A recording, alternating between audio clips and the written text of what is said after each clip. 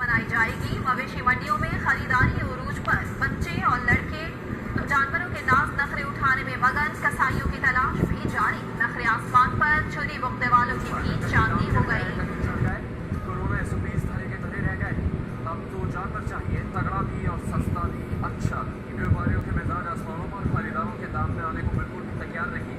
मंडी से जानवर घरों तक पहुंचाने के लिए गाड़ी वालों के भी मुंह खुल गए। पेट्रोल की मुमकिन महंगाई से पहले ही रेट मजीद बढ़ा दिए। विभाग की वजीर शेख रशीद भी रावलपिंडी में ऊँट खरीदने पहुंचे तो कोरोना SOPs का ख्याल उन्हें भी नहीं रहा।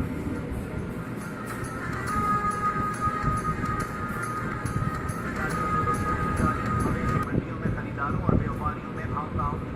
खरीदार कीमतें सुनकर हैरान, जो जानवर ले आया वो कसाई के लिए परेशान।